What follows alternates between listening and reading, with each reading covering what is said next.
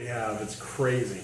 Tonight, here's my mesh shoes, which my beautiful wife behind the camera, Shannon, got me for Christmas. I love these. So cool. But I'm going to give props.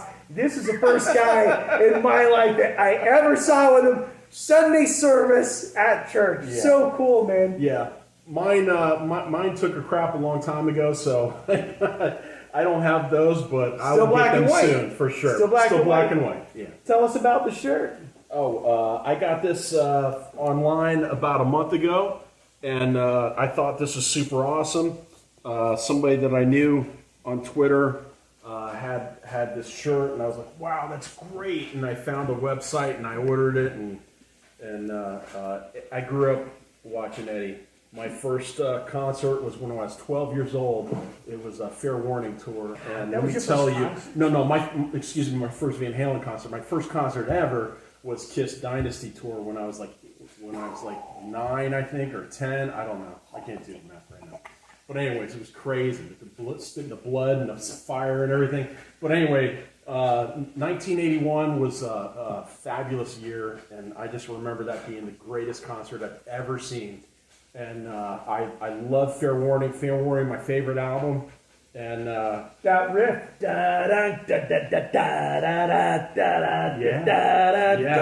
And Dirty Movies. The Brown sound. And Dirty Movies.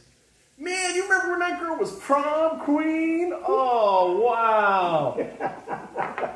Let me tell you, I think there was a lot of magic with the fact that Eddie came in at night and did a lot of the guitar, and Dave came in during the day and did a lot of the singing. I think there was a lot of magic with that.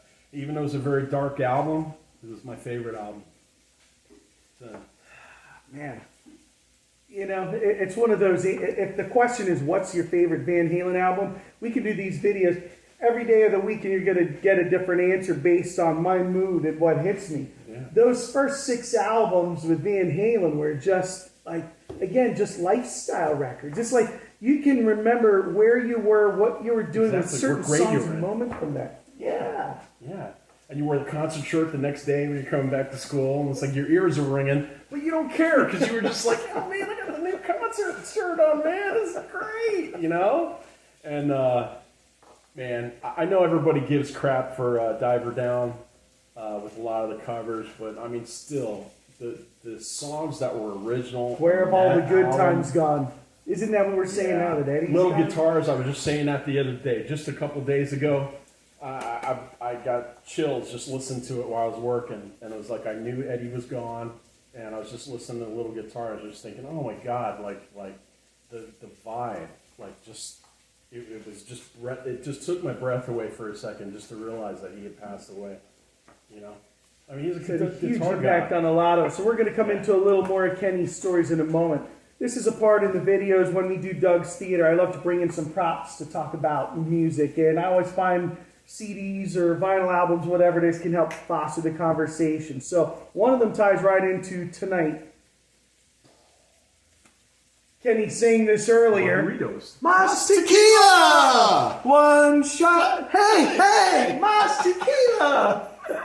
Tonight we're going to be watching Sammy's birthday bash. 1 year ago this month, my beautiful wife Shannon behind the camera, myself, we were with our friends the Lanzas in Huntington Beach, California for what was called the High Tide 2 concert. We went out to High Tide 1, Huntington Beach, our first time really experiencing the ocean side of Orange County, California. What a fun time, man. Like the Beach Boys and Dick Dale, like a lot of those iconic surf songs like came from there. And like the day after High Tide, when we're out on the pier, we go down like past Duke's and we can hear this surf music coming out. I'm like, and for the first time, like I got it. It was like, I understood where Van Halen really came from. It's not just Pasadena, but more than even Pasadena, but like the radio, like you listen to Eddie, like the band that influenced like where he came from. It was like the Dave Clark Five, like the drums and the Wipeout, like Eddie thought percussively. You think of like what he's doing on the neck of his guitars. It's that finger tapping.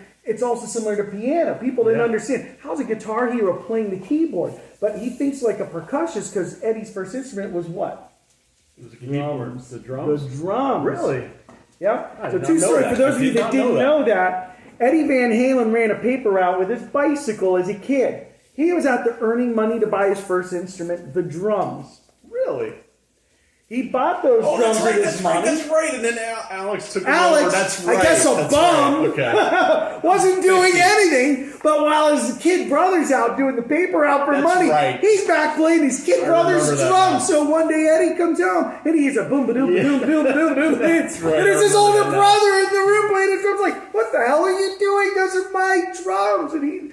But when something clicked, he's like, he sounds really good. He actually sounds better than I do. Yeah, so he starts messing with Alex's guitar, and that was it. Boom. History's made. Eddie on his brother's guitar, Alex on his brother's drums. That was it, man. That changed the course of history right there. Yeah, so me at High Tide 1 in 2018 with my wife and Mike McCoy, hearing the surf guitar riffs and stuff, I was like, oh my God, I really hear that in Van Halen, because it's so much rock and roll and heavy metal kind of has that darker, like kind of Sabbath-oriented place.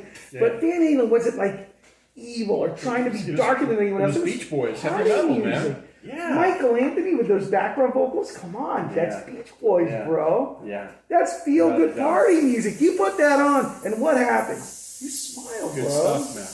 You can't listen to Van Halen and not start smiling. And, come on, Dave, give me a break. What does Dave say? One break. Coming up. All right, next CD. So we talked Sammy, which we're going to be watching tonight, his birthday bash on pay-per-view. Remember to like and subscribe to our channel, and you'll see more of these kind of conversations coming up. We're real excited. I'm so happy to have Kenny here tonight, man. Tying into his shirt, which he knows I brought this out as a prop. Whoa! Oh, my first CD. Not my first album, my first CD I ever bought. This is your first CD? That was the first CD I ever bought. I was the dumb guy that threw a lot of my albums away because these things were pretty cool. Not realizing that years later, I regretted the heck out of that, man. I had a lot of great albums that I threw away. Not threw away, but I might have thrown away. I don't even remember. Maybe you pawned them. Unfortunately. Maybe you left them at a girl's house. Who knows? Yeah, that and the David Lee Roth poster that was in Women and Children First. You had that kind the of famous stuff. Oh well, that stuff was all him in chains? Dumped for the great CD. That's truly awesome. Where was Not this? realizing that it's the on artist, your shirt. Do you know that? Where was this photography done? I don't know. Tell him. Boom. On the Sunset Strip today, a little club called the Whiskey A Go-Go. Go-Go. That's where they took these shots. Wow, that's great. And last year, 2019, actually, my wife Shannon and I went with a couple friends of ours, the Lanzas, to the Whiskey to see an album release party with Steel Panther. If you love Van Halen... Oh, Steel Panther's awesome, man. Awesome. I'm not going to repeat some of their song lyrics here, but if you like to have a good time and you love the music of Van Halen, Steel Panther is a good time. The singer throws all the NSFW. Screams not everywhere. Safe for work. Yeah, not safe for work. Last one I'm going to end this with, A Different Kind of Truth. The final studio album from Van Halen. We didn't fully know at the time, but man, this is one of my favorite memories of Kenny, because I'm going to let Kenny step in here. What happened? We drove around what do Palm we do? Beach International Airport. I called Kenny and I'm like, dude, you got to meet with me. Yeah. Let's listen to this together. Yeah. Kenny's like, I'm in, bro. And we drove around Palm Beach International Airport in a circle. I don't know how many times, but let me tell you, we were listening to that, and every couple of seconds we just look at each other and go, and it was just like that, like little kids in a candy store. I mean, just breathtaking, some breathtaking riffs. Everything was great on that album. I love that album.